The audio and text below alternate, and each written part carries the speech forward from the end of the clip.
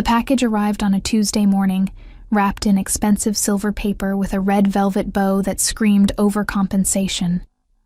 Elena Calloway stared at it sitting on her desk like a small bomb, the return address label making her stomach twist. Of course, Ryan would send something to her office. Their office. Well, his father's firm, technically, where she'd worked for 3 years before their spectacularly messy breakup 6 months ago. The same firm she'd quit 2 weeks after said breakup, unwilling to endure the pitying looks and whispered gossip. You going to open it? Or just glare it into submission? Elena glanced up at her new boss, who leaned against her doorframe with the casual elegance of a predator pretending to be domesticated. Lorenzo Valenti didn't do anything as pedestrian as stand or walk. He occupied space the way a storm occupied sky. Completely, and with the implicit threat of destruction. I'm considering my options, she said, turning back to her computer screen. Option 1, trash. Option 2, return to sender. Option 3, ceremonial burning. No option for opening it? Why would I reward bad behavior? She felt, rather than saw his smile. Lorenzo had that effect. His presence was tactile, like standing too close to a fire. In the month since she'd started as his executive assistant, she'd developed a sixth sense for his moods. Right now, he was amused, which was infinitely preferable to the cold focus he employed when someone disappointed him.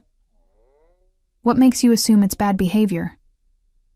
He moved into her office, and she caught the scent of his cologne, something dark and expensive that probably cost more than her monthly rent. Maybe he's apologizing. Ryan doesn't apologize. He explains why his behavior was actually reasonable and I'm being emotional. Sounds like a real prize. Why'd you date him? Elena finally looked up, meeting those unsettling dark eyes that seemed to catalog everything. Why does anyone date the wrong person? He was charming, successful, came from the right family, checked all the boxes. Except the one that mattered, which is whether you actually wanted him. The observation landed with uncomfortable accuracy. Elena leaned back in her chair, crossing her arms. That's incredibly presumptuous. That's a yes. Lorenzo moved closer to her desk, his attention shifting to the package. How long ago did you end it? 6 months. And he's still sending gifts. Persistent or delusional? Both, probably. It's Christmas next week. He always goes overboard for holidays. Let me guess. Expensive jewelry you didn't want. Designer handbags in colors you'd never wear. Perfume he liked but you didn't. Elena blinked. Are you psychic or just experienced with terrible gift givers? I'm observant. You don't wear jewelry except those small gold hoops, same ones every day. Your handbag is quality but practical, black leather, at least 3 years old. And you smell like jasmine and something citrus, subtle enough it's probably just your shampoo, which means you don't wear perfume. Heat crept up her neck. She'd known Lorenzo was observant.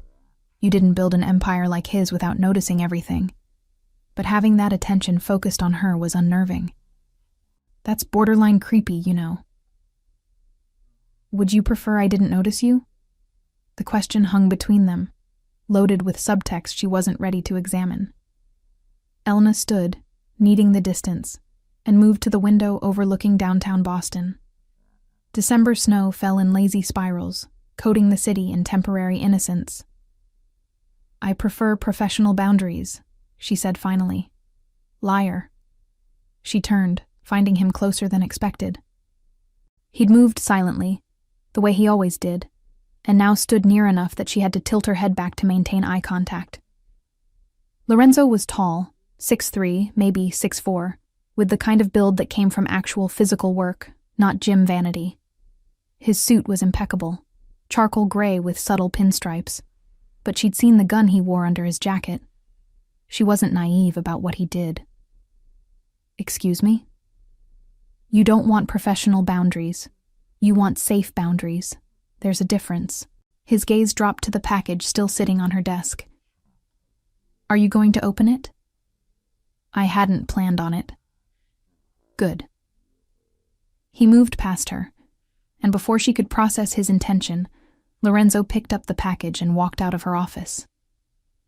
Elena followed, her heels clicking against the marble floor. What are you doing? He didn't answer, just continued down the hall to his own office, a massive corner space with floor-to-ceiling windows and furniture that cost more than most cars. He dropped the package in his trash can with decisive finality. You can't just throw away my mail. I didn't throw away your mail. I threw away garbage. Lorenzo turned to face her, his expression unreadable. You don't want it.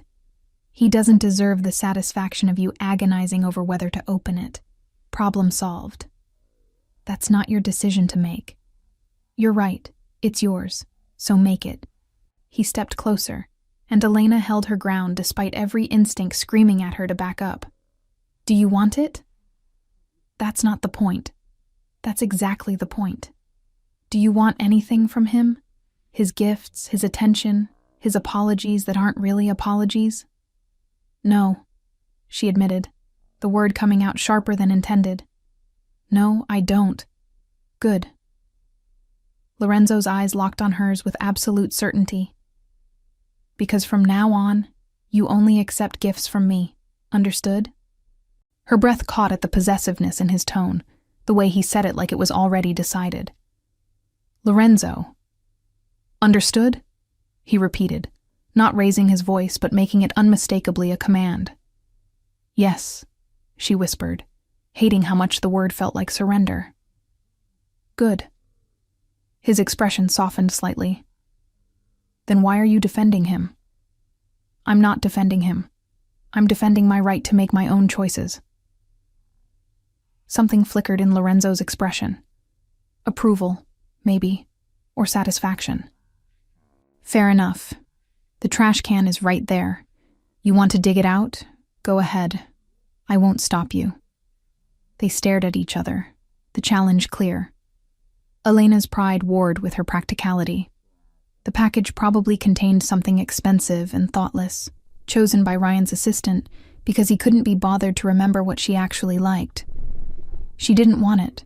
She'd never wanted his performative gestures, but letting Lorenzo make that decision for her felt like ceding ground she couldn't afford to lose. This is ridiculous, she muttered. Agreed. So stop making it complicated. You're my boss. You can't just... She gestured vaguely at the trash can. Throw away my personal belongings. Tell me to fish it out, and I will. That's not the point. Then what is the point, Elena? Her name in his mouth did something unfortunate to her nervous system.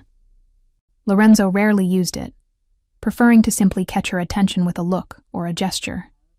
Hearing it now, low and deliberate, made her acutely aware of how alone they were in his office, door closed, the rest of the building quiet as people focused on their work.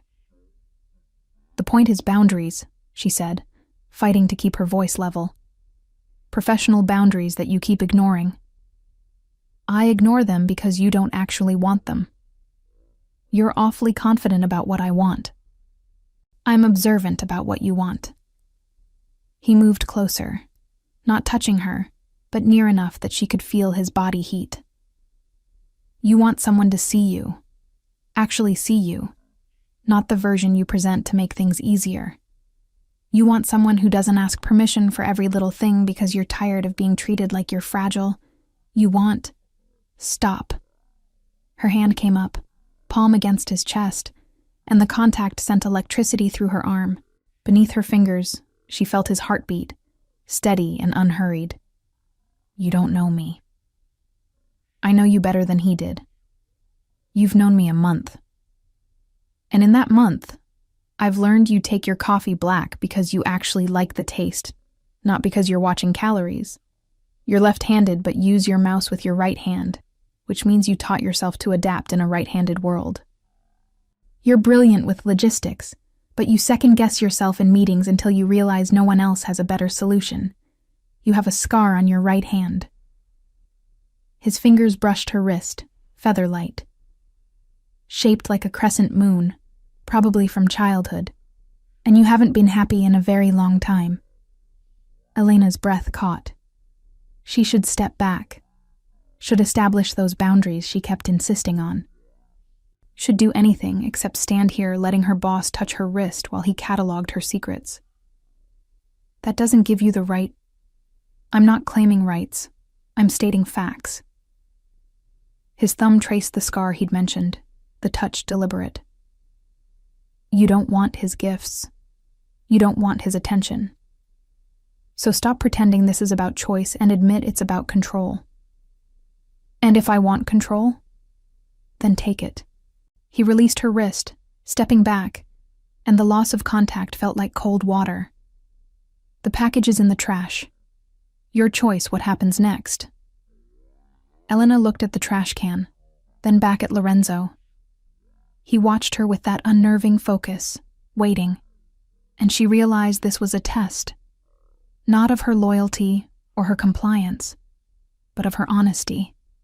With him, with herself. She walked to the trash can, looked down at the silver-wrapped package with its ostentatious bow, and felt absolutely nothing. I don't want it, she said quietly. I know. But you had no right to throw it away.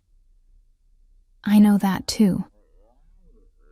She met his eyes, finding something there that made her pulse quicken.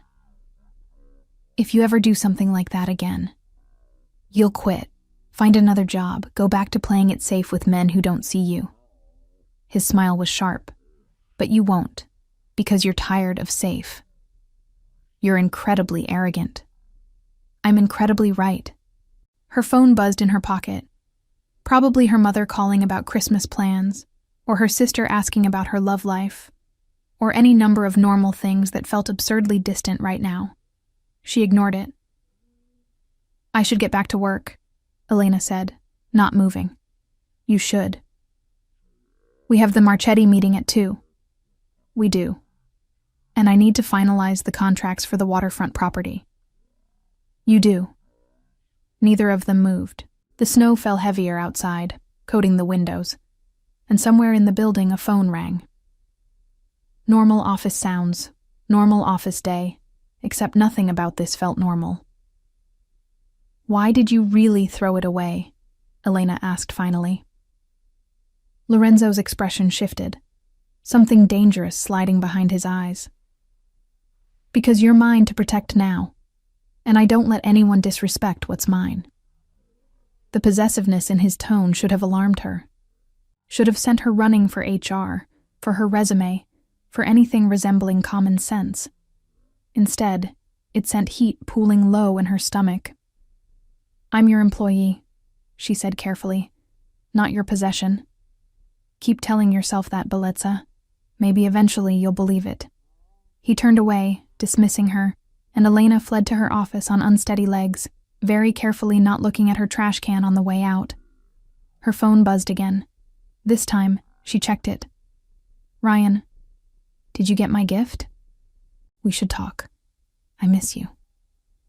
Elena stared at the message, then at her closed door, beyond which Lorenzo Valenti had just casually demolished 6 months of careful emotional distance.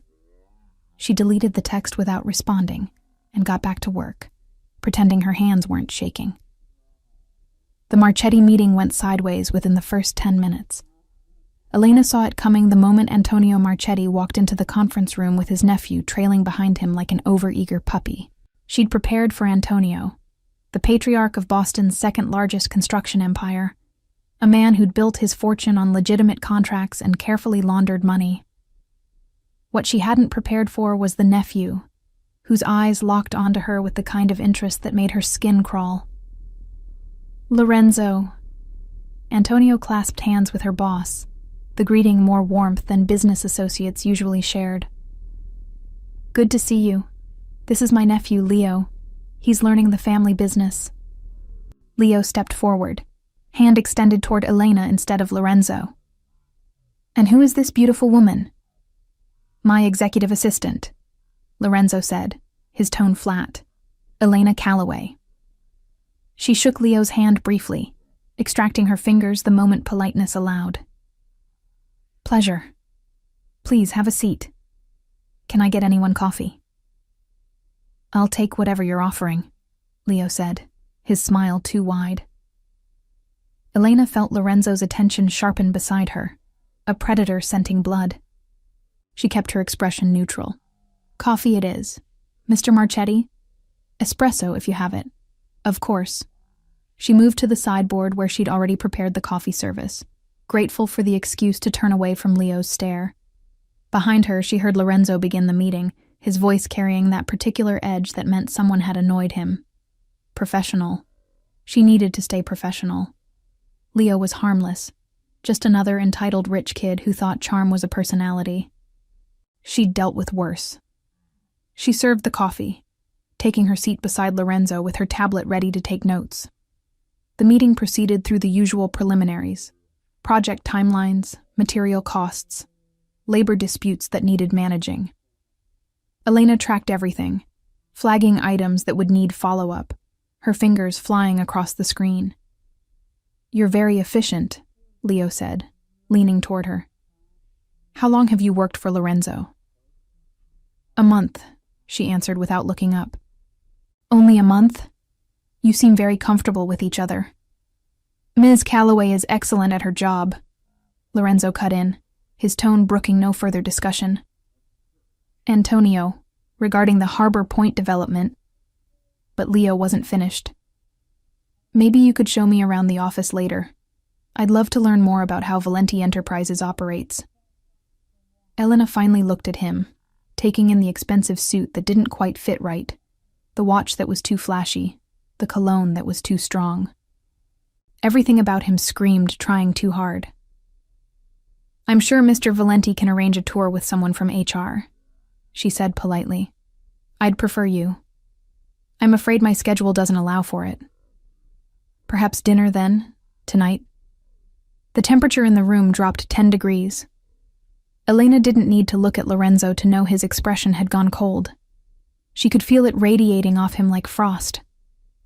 Leo, Antonio said sharply, focus.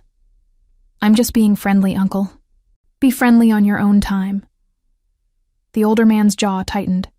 Lorenzo, my apologies. Continue. The meeting limped forward, but Leo's attention kept drifting back to Elena. She felt each glance like a physical touch, intrusive and unwelcome. Twice more, he tried to engage her in conversation unrelated to business. Twice more, she deflected with professional courtesy that was becoming increasingly strained. By the time Antonio and Leo left, Elena's shoulders were tight with tension.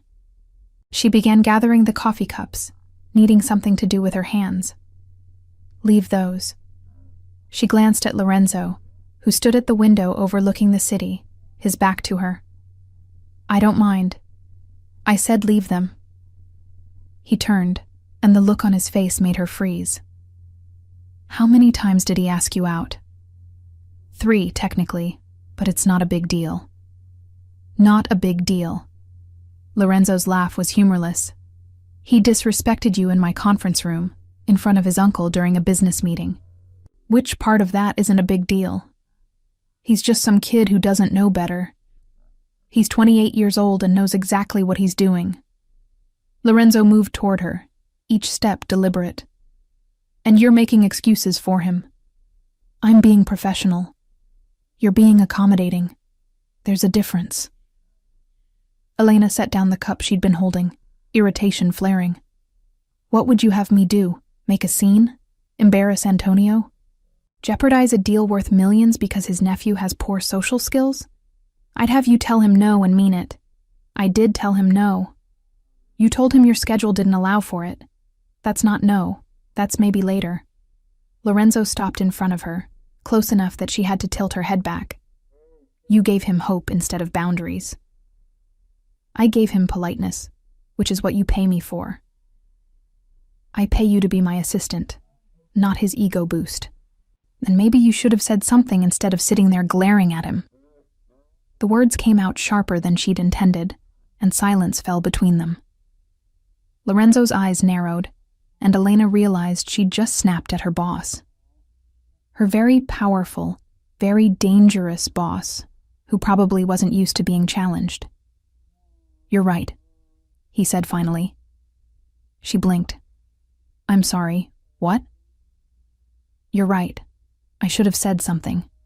His hand came up and she thought he might touch her face, but he just brushed past her to gather his own files. "I should have made it clear you were off limits the moment he looked at you like that." "Off limits," she repeated slowly. "Because I'm your employee. Because you're mine." There it was again, that possessive edge that should have alarmed her and didn't. Elena crossed her arms, studying him. "You keep saying that. Because it's true. I'm not a possession. No, you're a person who deserves better than being hit on by mediocre men during business meetings." He met her eyes. "And I'm the person who's going to make sure that doesn't happen again." "By doing what, exactly?" "By making my claim clear." The words sent heat through her despite the air conditioning. "Your claim." Did I stutter? "You're being ridiculous.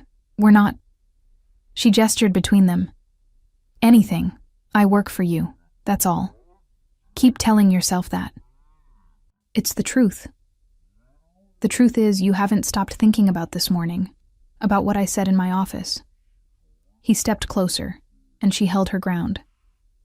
"About how I know you better than he ever did." That was accurate, which is why it bothered you. His gaze dropped to her mouth, then back up. "You want to be seen, Elena. You want someone who doesn't ask permission to care about you. And you're terrified because you're starting to realize I'm that someone." Her heart hammered against her ribs. "You're my boss." "I'm aware. This is inappropriate. Completely. I could sue you for harassment." "You could. You won't." He reached past her to grab his phone from the conference table, the movement bringing him close enough that she caught his scent again. "Because this isn't harassment. This is honesty, and you're starving for it." Elena opened her mouth to argue, but her phone buzzed insistently. She pulled it out, grateful for the interruption, then felt her stomach sink. "Ryan. I'm in the lobby. We need to talk." "No," she breathed. Lorenzo plucked the phone from her hand before she could stop him, reading the message with an expression that went from cold to glacial. "He's here." "Give me my phone." "Does he do this often? Show up at your workplace uninvited?" "He thinks he's being romantic." She reached for her phone, but Lorenzo held it out of reach. "Lorenzo, please. How many times has he done this?" "It doesn't matter." "How many times, Elena?" The command in his voice made her answer automatically. 4, 5 maybe. He came to my old office twice, then my apartment, then... She stopped, realizing how pathetic it sounded. "He just wants closure. He wants control." Lorenzo handed back her phone, his jaw tight. "And you're going to give it to him. I'm going to talk to him like an adult and make it clear we're done." "You've already made that clear. He's not listening." "So, what do you suggest? I have security throw him out? That'll definitely make him leave me alone." "No, I'll handle it." Alarm bells rang in her head. "Handle it how?" "By making sure he understands you're not available." "Lorenzo." But he was already moving toward the door, and Elena had to scramble to follow him. They took the elevator down in tense silence, her mind racing through worst-case scenarios. She'd seen Lorenzo angry before. The cold, controlled fury he employed when someone tried to cheat him or break an agreement. She'd never seen that anger directed at someone on her behalf. The elevator doors opened onto the lobby, and there was Ryan, looking exactly like he always did. Perfectly styled blonde hair, expensive suit, confident smile that faltered when he saw her. "Elena, I was hoping to catch you before—" His gaze shifted to Lorenzo, and something flickered in his expression. Fear, maybe, or recognition. "Mr. Valenti, I didn't realize you'd be—" "You're trespassing," Lorenzo said flatly. Ryan's smile became strained. I'm just here to talk to Elena. It's personal. Ms. Calloway is working. If you need to discuss personal matters, you can call her. Outside of business hours. At a number she chooses to give you. With all due respect, this doesn't concern you. Everything that happens in this building concerns me. Lorenzo moved forward, not threatening, but somehow making Ryan step back anyway. And you're making my assistant uncomfortable. So I'll ask you once, politely, leave. Elena. Ryan looked past Lorenzo, desperation creeping into his voice. Just 5 minutes, please. I came all the way downtown. She said no, Lorenzo cut in. I didn't hear her say anything. She deleted your text without responding. She didn't open your gift. She hasn't returned your calls in 6 months. Lorenzo's voice dropped lower, dangerous. How many times does a woman need to say no before you hear it? Color flooded Ryan's face. This is between me and Elena. This is between you and security if you don't leave in the next 30 seconds. Elena watched the standoff, torn between embarrassment and something that felt uncomfortably like gratitude. Ryan was looking at her now, really looking, and she saw the moment he registered what was happening. Are you serious? Ryan's laugh was ugly. You're with him? You left me for... He gestured at Lorenzo. For this? She didn't leave you for anyone, Lorenzo said, his tone like ice. She left you because you weren't worth staying for. Now get out of my building. Elena, come on. You can't honestly... I can honestly ask you to leave, she said, finding her voice. I've been asking you to leave me alone for 6 months. Stop calling. Stop texting. Stop sending gifts. We're done, Ryan. We've been done. Because of him? Because of you. Because you never listened to what I wanted. Because you made decisions for me and called it caring. Because... She stopped, realizing she was saying everything she should have said 6 months ago. Because I was never happy with you, and I'm tired of pretending otherwise. Ryan stared at her like she'd slapped him. I gave you everything. You gave me everything you thought I should want. That's not the same thing. Security was approaching now, 2 large men in suits who looked at Lorenzo for direction. He nodded once, and they flanked Ryan. Mr. Harrison, one of them said. Time to go. Ryan looked between Elena and Lorenzo, his expression twisting. You'll regret this, both of you. Is that a threat? Lorenzo asked, almost conversationally. It's a promise. Ryan shrugged off the security guard's hands. I know people. Important people. You think you can just... I think I can do whatever I want in my own building, and what I want is you gone. Lorenzo's smile was sharp. Permanently. You're banned from this property. If you come back, I'll have you arrested for trespassing. If you contact Ms. Calloway again, I'll make it my personal mission to ensure every firm in Boston knows you're a liability. Am I clear? The threat hung in the air, and Elena saw Ryan realize he was outmatched. Whatever connections he thought he had, they were nothing compared to Lorenzo's reach. Fine, Ryan spat. She's not worth it anyway. He left, security escorting him to the door, and Elena stood in the lobby feeling like she'd just survived a hurricane. Around them, employees pretended not to stare while absolutely staring. My office, Lorenzo said quietly. Now. She followed him back to the elevator, acutely aware of the whispers starting behind them. By tomorrow, the entire building would know. By next week, it would be all over their professional circles. The elevator ride up felt longer than the ride down. Lorenzo stood in the corner, hands in his pockets, expression unreadable. Elena tried to think of something to say. Thank you, or that was unnecessary, or please don't ruin my ex-boyfriend's career, but nothing felt adequate. They reached his office, and he held the door open for her. She walked in, and he closed it behind them with a decisive click. That was, she started, necessary. I was going to say dramatic, also accurate. He moved to his desk, loosening his tie with sharp movements. He threatened you. He was just upset. He threatened you, Lorenzo repeated, his voice hard. In my building, in front of me. Do you understand what that means? That you have a hero complex? That you're under my protection now, whether you want it or not. Elena's breath caught. I can handle Ryan. You shouldn't have to. That's not your decision to make. You're right, it's not. He turned to face her fully. But I made it anyway, and I'm not apologizing. You can't just... She gestured helplessly. Claim people. That's not how the world works. It's how my world works. Well, I don't live in your world. You do now. He moved closer, and she backed up until her legs hit the couch. You work for me. You're in my building. You're under my protection. That makes you part of my world whether you accept it or not. This is insane. This is honest. Which is what you wanted, remember?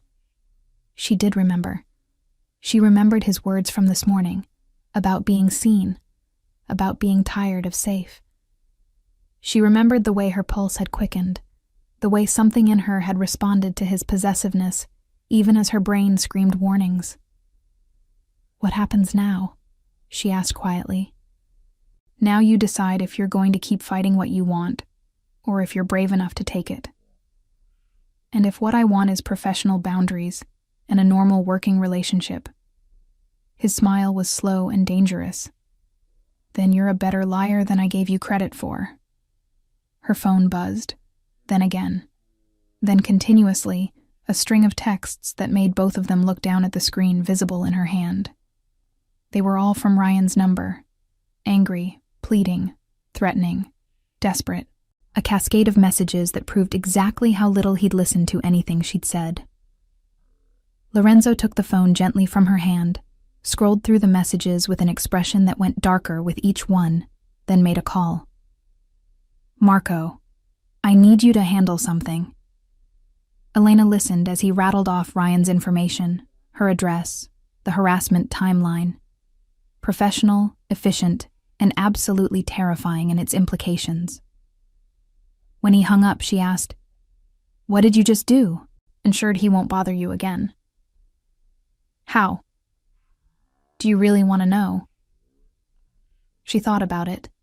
About Ryan's threats, his entitlement, his complete inability to hear the word no. About 6 months of trying to be nice, to be understanding, to handle it herself. No, she said finally. I don't. Good. Lorenzo handed back her phone. Block his number. If he finds another way to contact you, tell me immediately. Is this what it's like, working for you? This is what it's like being mine. There was that word again. Mine. Possessive and absolute and completely inappropriate for a boss to say to his employee. Elena should have been angry. Should have been planning her resignation letter. Should have been anything except what she was. Breathless and terrified, and desperately curious about what came next. I should get back to work, she managed. You should. Neither of them moved. Outside, the snow had stopped, leaving the city crystalline and clean. Inside, the air felt charged, like the moment before lightning struck. Lorenzo, go, Elena, before I do something we'll both regret. She went, closing his door behind her, and made it exactly 3 steps before her legs started shaking. She leaned against the wall, pressing her palm to her chest where her heart hammered like it was trying to escape. Her phone buzzed one more time. She looked down, expecting another message from Ryan's number. Instead, it was from Lorenzo. Dinner. Friday night. My place. Not a request. Elena stared at the message, then at his closed door, then back at the message. She should say no. Should maintain those boundaries she kept insisting on. Should do anything, except what her fingers were already typing. What time? The response was immediate. 7. I'll send a car. She pocketed her phone and walked back to her office on unsteady legs, very carefully not thinking about what she'd just agreed to. Friday arrived with the inevitability of a storm Elena had watched building on the horizon all week. She'd spent the intervening days trying to convince herself that dinner with Lorenzo was just dinner, a professional courtesy, maybe even an apology for the scene with Ryan. Her brain knew better. Her body definitely knew better, given how her pulse jumped every time he walked past her desk. The car arrived at 6:45, sleek and black, with a driver who opened the door without a word. Elena had changed 3 times before settling on a navy dress that was elegant without trying too hard.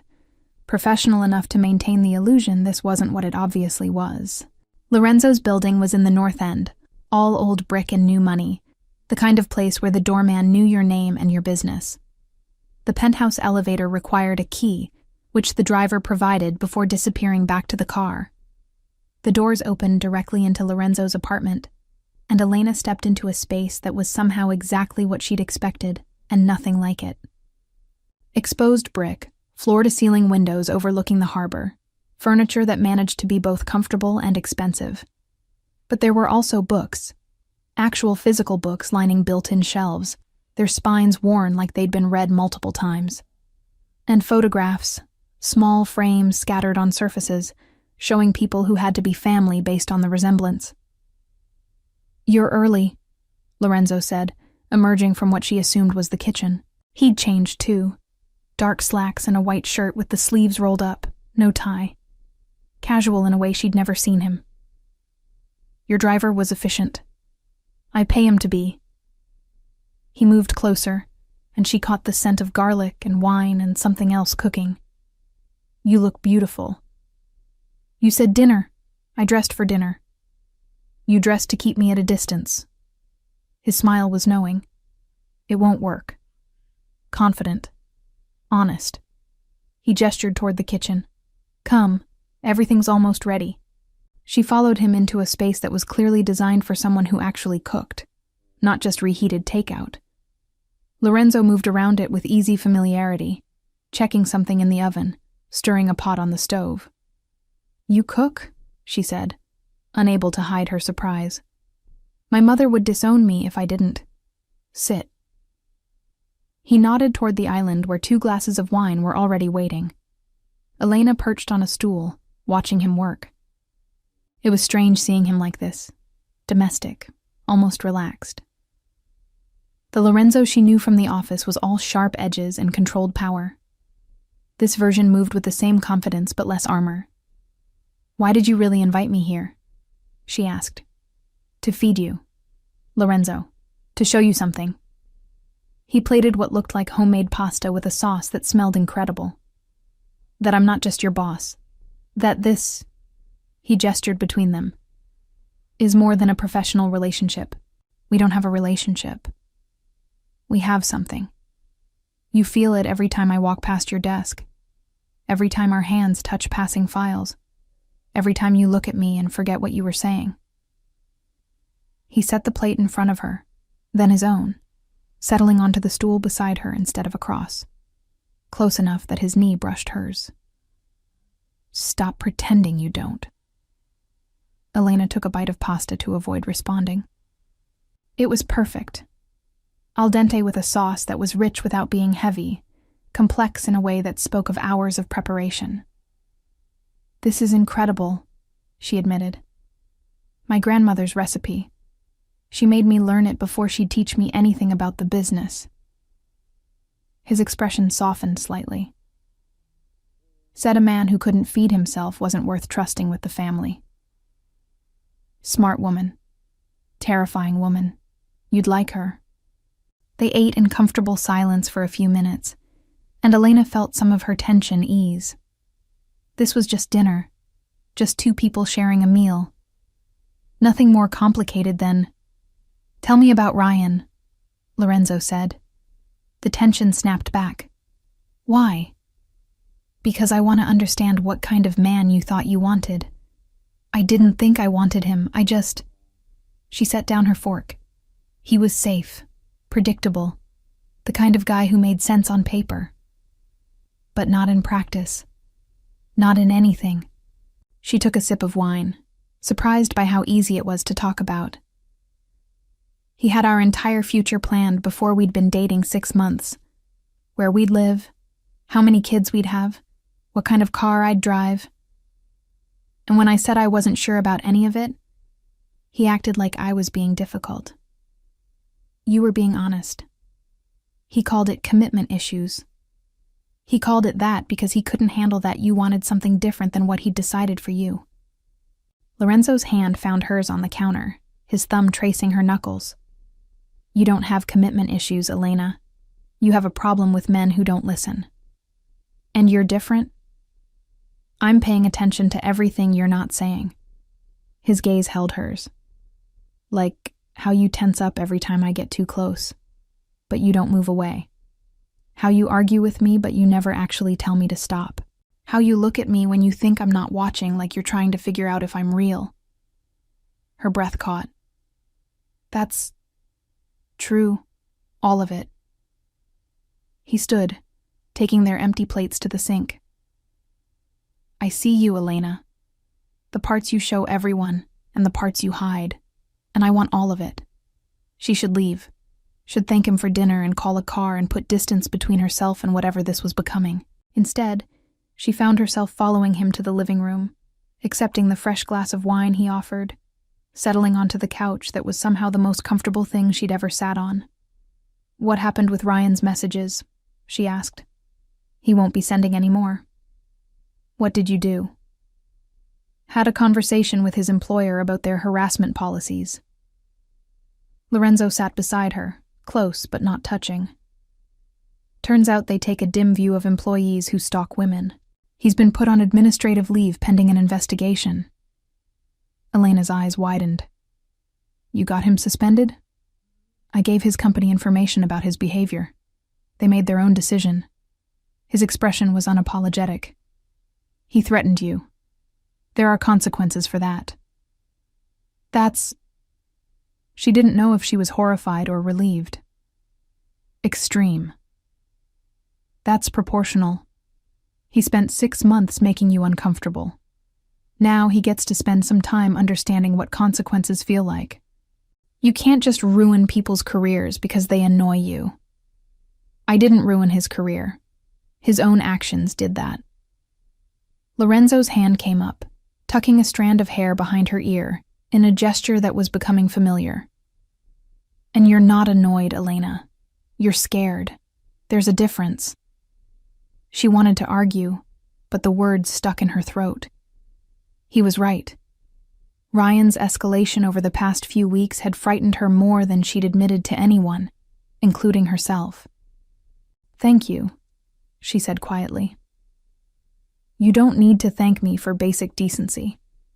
Most people wouldn't consider getting someone suspended basic decency. Most people aren't me. His fingers lingered near her face, and she found herself leaning into the touch. And most people don't care about you the way I do. You barely know me. I know enough. I know you take your coffee with too much sugar and not enough cream. I know you bite your lip when you're thinking. I know you're brilliant at reading people but terrible at asking for what you want. I know you deserve better than every man who came before me. The words should have sounded arrogant. Instead, they sounded like truth, and Elena felt something crack open in her chest. This is a bad idea, she whispered. Probably. You're my boss. I'm aware. I could lose my job. You won't. His hand slid to cup her jaw, tilting her face toward his. But if it bothers you that much, I'll have HR transfer you to a different department. Same salary, same benefits, different supervisor. She blinked. You'd do that? I'd do a lot of things to make you comfortable, but I won't pretend I don't want you. His thumb brushed her lower lip, and heat flooded through her. And I won't let you pretend you don't want this. Lorenzo. He kissed her. It wasn't gentle or tentative or anything like the careful kisses Ryan used to give her. It was claiming and demanding and absolutely certain, his mouth moving against hers like he'd been thinking about this for weeks. Maybe he had. Maybe they both had. Elena's hands came up to his chest, and she wasn't sure if she meant to push him away or pull him closer. Her body decided for her, fingers curling into his shirt as she kissed him back with 6 months of pent-up frustration and 3 weeks of building tension. His other hand slid into her hair, angling her head to deepen the kiss, and she made a sound she'd be embarrassed about later. Right now, she couldn't bring herself to care. Right now, all that mattered was the heat of his mouth and the solid weight of him and the way he kissed her like she was something precious and dangerous all at once. When they finally broke apart, both breathing hard, Lorenzo's eyes were dark with want. "Still think this is a bad idea?" he asked, his voice rough. "The worst." But she didn't let go of his shirt. "Good." He stood, pulling her up with him. "Then let's make it worse." He led her down the hallway to his bedroom, and Elena's heart hammered against her ribs. This was happening. This was really happening. She should stop it, should think about consequences and complications, and all the reasons this was insane. Instead, she let him pull her inside and close the door. The kiss this time was slower, more deliberate, his hands mapping her body through the fabric of her dress. She tugged at his shirt, and he helped her remove it, revealing the kind of body that came from actual physical work, not just gym memberships. Scars, too. Thin lines across his ribs, a puckered mark on his shoulder that looked like it might have been a bullet wound once. "Hazards of the family business," he said, catching her staring. "Does it hurt?" "Not anymore." He found the zipper of her dress, lowering it with agonizing slowness. "This, though. This might kill me."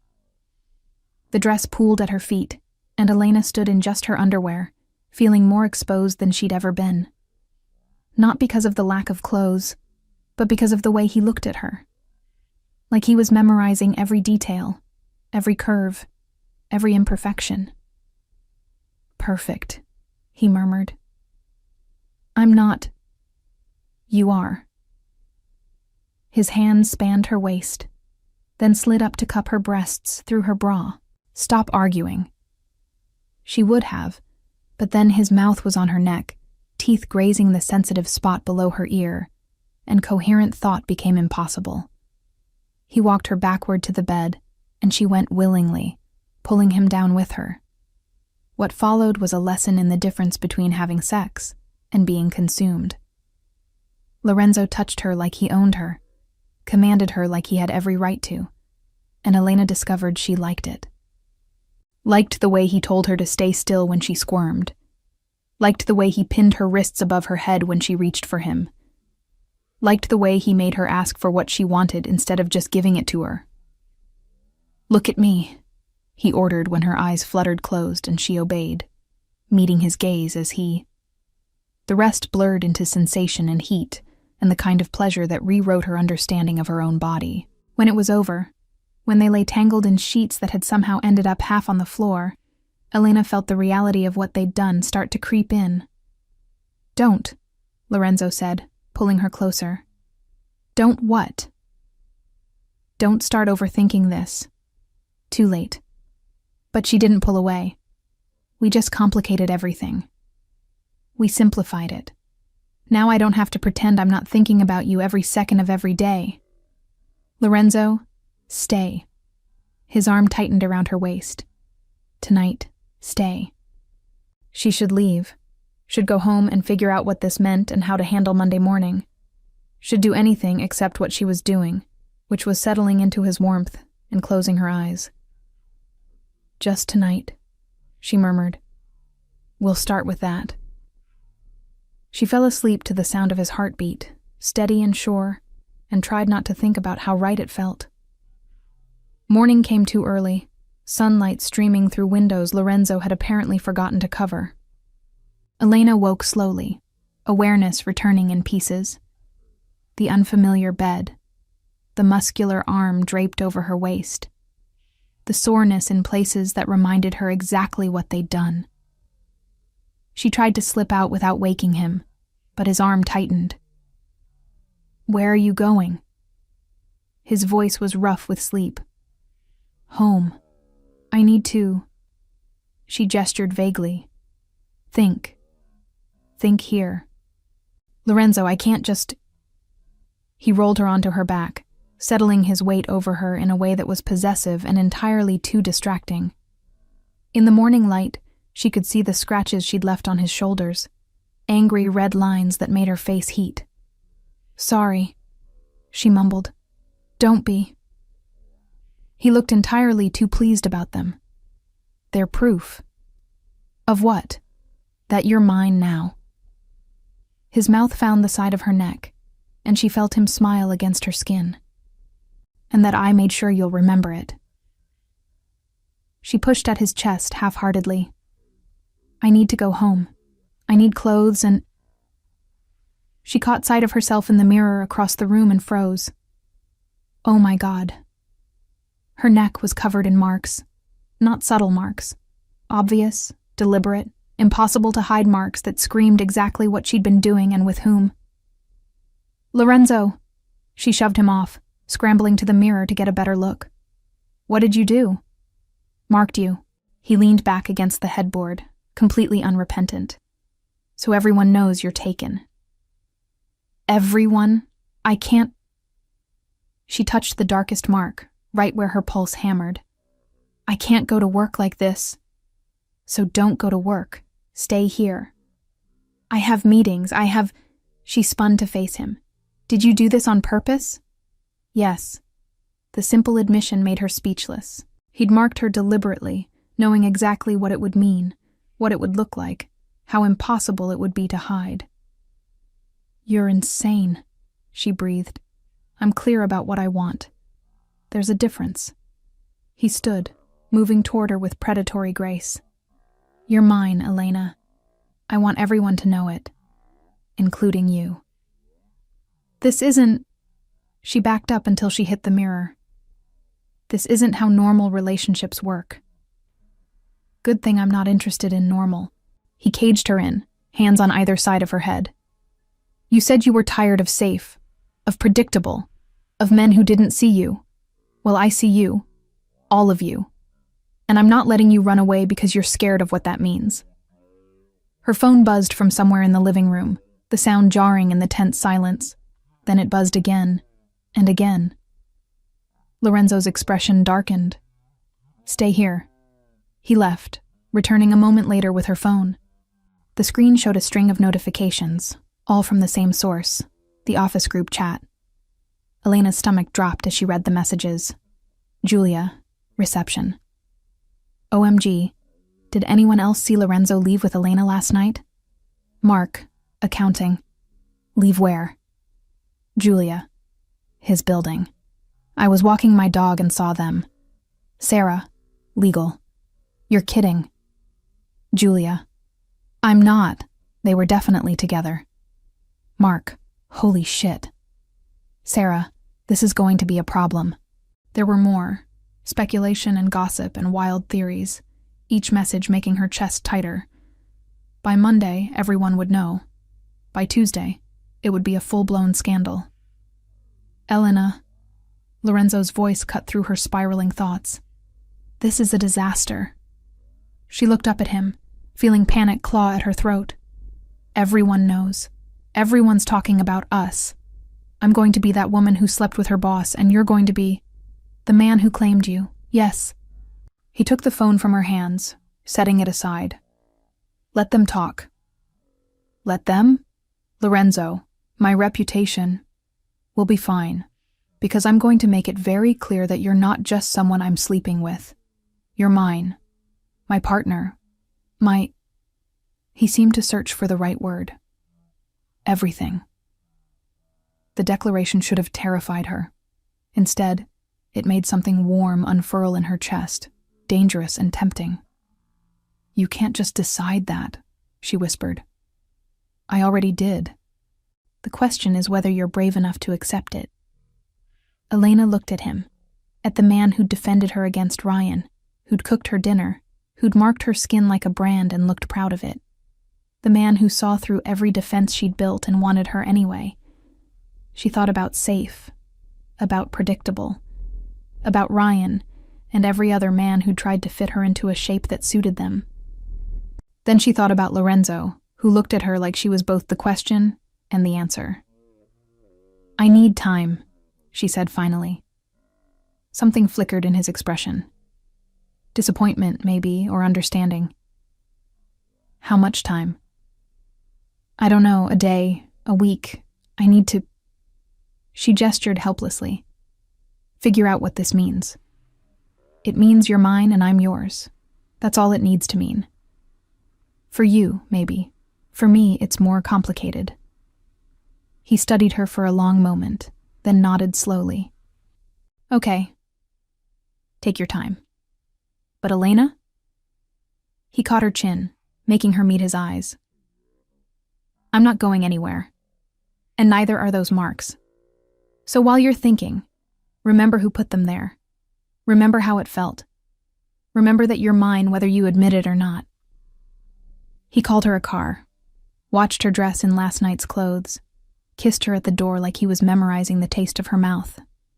And Elena left, feeling the weight of his claim in every mark on her skin, in every whispered conversation she'd face at work, in every beat of her racing heart. She'd wanted to be seen, wanted to be claimed, wanted something real and dangerous and impossible to ignore. She'd gotten exactly what she asked for. Now she just had to figure out if she was brave enough to keep it. The weekend passed in a blur of overthinking and strategic concealer application. Elena had called in sick Monday, unable to face the office gossip with Lorenzo's marks still visible on her neck. By Tuesday, they'd faded enough that a scarf could hide them, and she'd run out of excuses. The whispers started the moment she stepped off the elevator. Julia from reception gave her a knowing look. Mark from accounting smirked. Sarah from legal pulled her aside in the break room with a concerned expression that was worse than the gossip. "Are you okay?" Sarah asked, voice low. "Because if he pressured you into anything, we can go to HR together. You don't have to." "He didn't pressure me." Elena's voice came out sharper than intended. "I made my own choice." "Elena, he's your boss. The power dynamic alone is something I'm aware of. But thank you for your concern." She grabbed her coffee and left before Sarah could continue the well-meaning interrogation. Lorenzo's office door was closed when she passed, and she felt a pang of something she refused to name. Relief, maybe, or disappointment. She hadn't spoken to him since Saturday morning, had ignored his 2 text messages asking if she was all right. She wasn't all right. She was confused and scared and still feeling the ghost of his hands on her skin. The morning crawled by. Elena buried herself in work, responding to emails and reviewing contracts with single-minded focus. If she didn't think about Lorenzo, about the marks that had finally faded, about the way he'd looked at her like she was something worth claiming, then maybe— "Elena." His voice came from directly behind her desk. She jumped, spinning her chair to find him standing there in a charcoal suit that should be illegal. His expression was carefully neutral, but his eyes held questions. "Mr. Moretti." The formality tasted wrong on her tongue. Something flickered across his face. "My office. Now." It wasn't a request. Elena followed him inside, hyper-aware of the eyes tracking their movement. He closed the door behind them, and the click of the lock felt final. "You've been avoiding me," he said. "I've been thinking. For 3 days. It's a complicated situation. It's only complicated if you make it that way." He moved closer, and she held her ground. "I told you to take your time. I didn't tell you to disappear. I needed space. You needed an excuse to run." His hand came up to her face, thumb tracing where the darkest mark had been. "Did you come to any conclusions?" Elena's breath caught. This close, she could smell his cologne, could see the faint shadows under his eyes that suggested he'd slept as poorly as she had. "I'm scared," she admitted. "Of me? Of this?" of what it means, of everyone thinking I slept my way into what? You earned your position here long before I touched you. Anyone who suggests otherwise will answer to me. His voice was hard. And if you're worried about appearances, I meant what I said. I'll have you transferred. Different department, different supervisor, same everything else. That's not... She shook her head. That's not the point. Then what is? The point is that you're intense and possessive and you marked me like I was property. The point is that I barely know you outside of work. The point is that this could blow up in both our faces and I don't... Her voice cracked. I don't know if I can handle that. Lorenzo was quiet for a long moment. Then he stepped back, giving her space she hadn't asked for. You're right, he said. I moved too fast. I pushed too hard. I saw what I wanted, and I took it without considering that you might need more time to catch up. He ran a hand through his hair, a rare gesture of frustration. But I'm not going to apologize for wanting you. And I'm not going to pretend those marks were a mistake. You're mine, Elena. You have been since the moment you walked into my office 6 months ago and looked at me like you could see past the reputation to the man underneath. Lorenzo? But if you need me to prove that this is more than just physical, that I see you as more than someone to claim, then I'll do that. Dinner with my family. Sunday. Let them meet you. Let you see who I am when I'm not your boss, or the man trying to get you into bed. Let you decide if this is something you want when you have all the information. Elena stared at him. You want me to meet your family? I want you to understand what you mean to me. My family is how I do that. That's terrifying, overwhelming, exactly what she needed to hear. Okay. His expression shifted, surprise giving way to something warmer. Okay? Sunday dinner. I'll be there. She took a breath. But Lorenzo, if I do this, if I choose this, I need you to understand something too. I'm not property. I'm not someone you own. I'm your equal, or I'm nothing. You're my equal. He closed the distance between them again, but this time his touch was gentle, reverent. You've always been my equal. The marks weren't about ownership. They were about making sure you remembered me, making sure you couldn't pretend Friday night didn't happen. I couldn't forget if I tried. Good. He kissed her then, soft and sweet, and nothing like the claiming kiss from Friday. This was a promise, a beginning. Sunday, 6 o'clock, I'll pick you up. I can drive myself. You could, but you won't. His smile was knowing. Because you're done running, aren't you? She was. God help her, she was. Sunday arrived with the weight of inevitability. Elena changed 4 times before settling on a burgundy dress that was elegant without being too formal, appropriate for meeting the family of a man who'd marked her neck and stolen her common sense. Lorenzo picked her up at 5:45, punctual as always, looking unfairly good in dark jeans and a black sweater that made him seem younger, more approachable. Nervous? He asked as they drove toward his mother's house in the North End. Terrified. Don't be. They'll love you. You can't know that. I can. Because I do. And they trust my judgment. He said it casually, like he hadn't just dropped a bomb into the car. Elena's head snapped toward him. What? You heard me. He didn't look away from the road, but his hand found hers. I'm not going to pretend this is casual, Elena. I'm not built that way. You're it for me. The question is whether I'm it for you. Her throat tightened. You're insane. You keep saying that. It doesn't make it less true. The house was warm brick and glowing windows, the kind of place that promised loud conversations and too much food. Lorenzo led her inside without knocking, and immediately they were engulfed in chaos. Lorenzo, finally! A woman who had to be his mother appeared, all dark hair and sharp eyes and warm smile. And you brought... She looked at Elena with open curiosity. Her. Mama, this is Elena. Elena, my mother, Rosa. The one from work. Rosa's smile widened.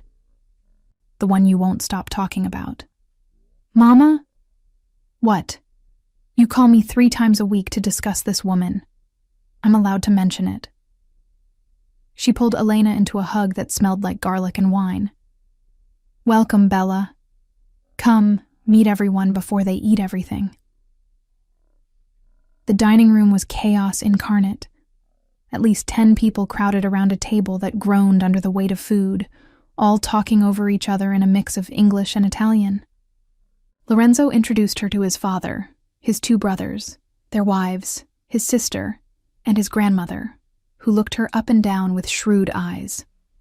She's too skinny, the grandmother announced in accented English. Feed her, Lorenzo. I'm working on it, Nonna. Work harder. Dinner was loud and overwhelming and somehow exactly right. They asked her questions about her work, her family, her intentions toward Lorenzo, which made her choke on her wine. His mother told embarrassing stories about Lorenzo as a child. His brothers teased him mercilessly. His sister asked pointed questions about whether Elena understood what she was getting into. Through it all, Lorenzo's hand stayed on her knee under the table, steady and grounding. He didn't try to control the conversation or protect her from his family's scrutiny. He just let her be herself, jumping in only when his brothers got too obnoxious. So, his mother said during a lull in conversation, when's the wedding? Mama, Lorenzo's voice held warning. What? I'm not allowed to ask? We've been dating for a week, Elena said, amused despite herself. A week? 6 months? What's the difference? When you know, you know. Rosa looked at her son. And Lorenzo knows. The certainty in her voice made Elena's chest tight. She looked at Lorenzo, found him watching her with an expression that confirmed everything his mother had said. He knew. He'd known for months. And somehow, impossibly, Elena was starting to know too. After dinner, Lorenzo walked her out to his car, while his family waved from the doorway like they'd already adopted her. That was... Elena searched for words. Intense. That was them being subtle. Wait until they really like you. They don't really like me now? Now they're just deciding if you're good enough for me. Once they decide yes, you'll never have a moment's peace. He opened her door, but caught her hand before she could get in. What did you think? I think your family is wonderful. I think your mother is terrifying. I think your grandmother is going to force-feed me every time I visit. She smiled. I think I want to come back. Something in his expression cracked open. Yeah? Yeah.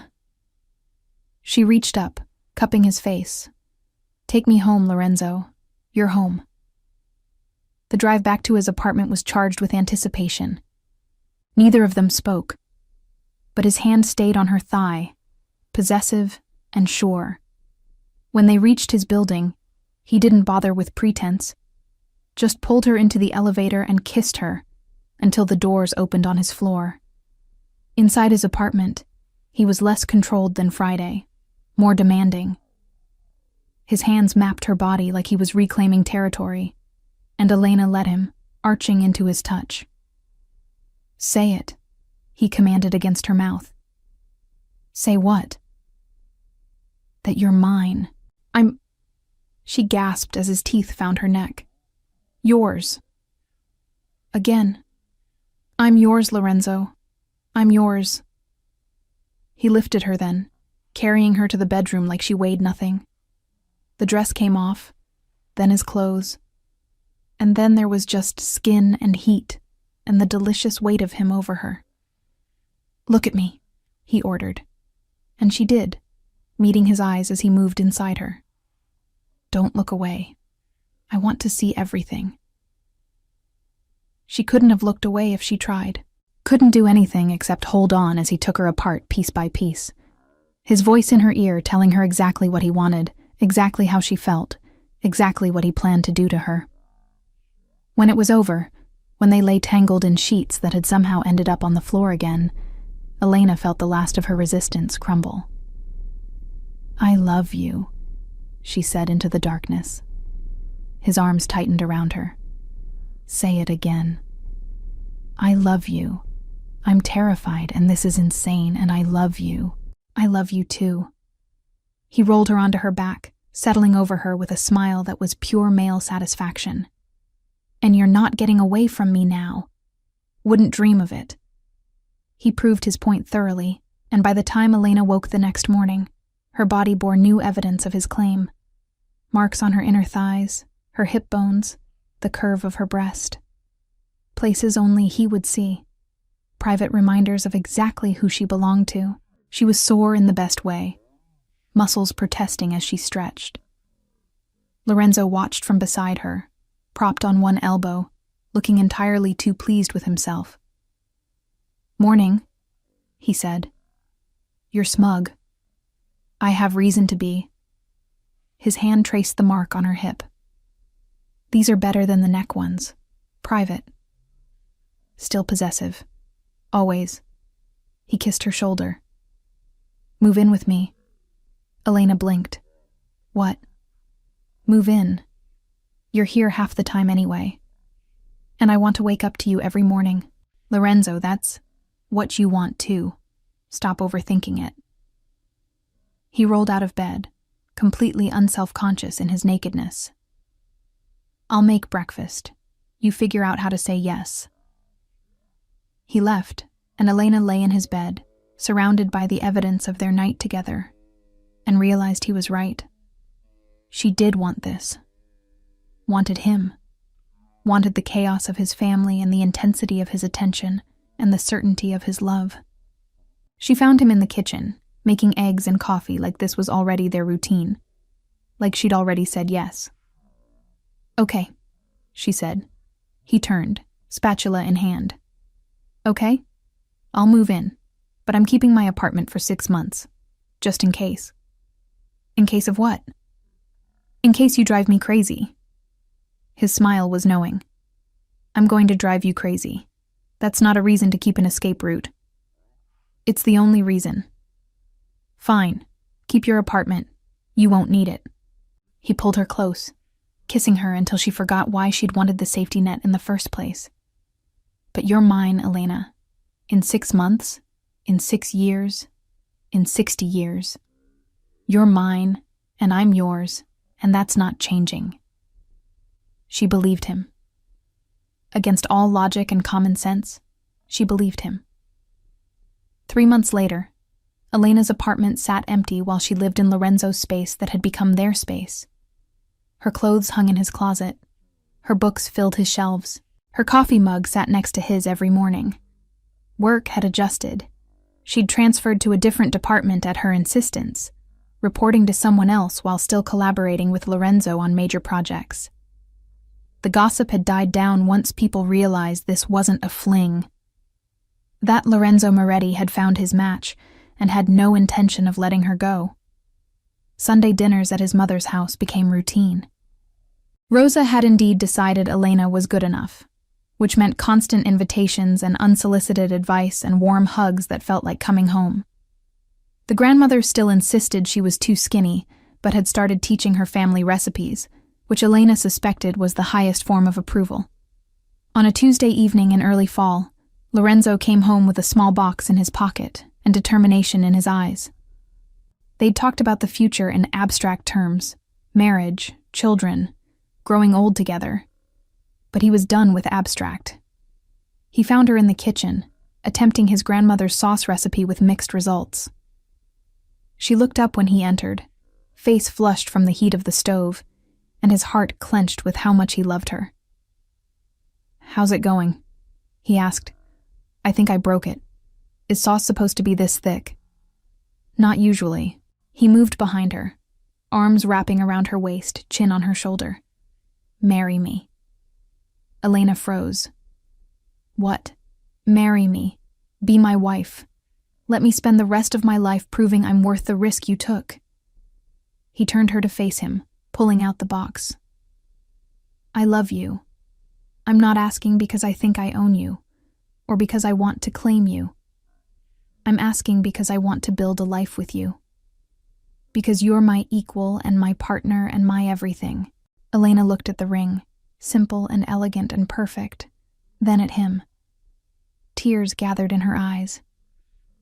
Yes, she whispered. Yes, I'll marry you. He slid the ring onto her finger, then kissed her like he was sealing a vow. Like she was the answer to every question he'd ever asked. The sauce burned on the stove. Neither of them cared. They'd found something rare and real and worth fighting for.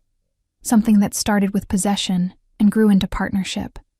Something that looked like forever. And Elena, who'd spent so long playing it safe, had finally found exactly what she'd been looking for in the most dangerous place possible. In the arms of a man who saw her completely and loved her anyway. If you enjoyed Lorenzo and Elena's story, subscribe to Mafia Tales for more dangerous romances where powerful men meet their match. Join our members area for exclusive extended scenes and early access to new stories.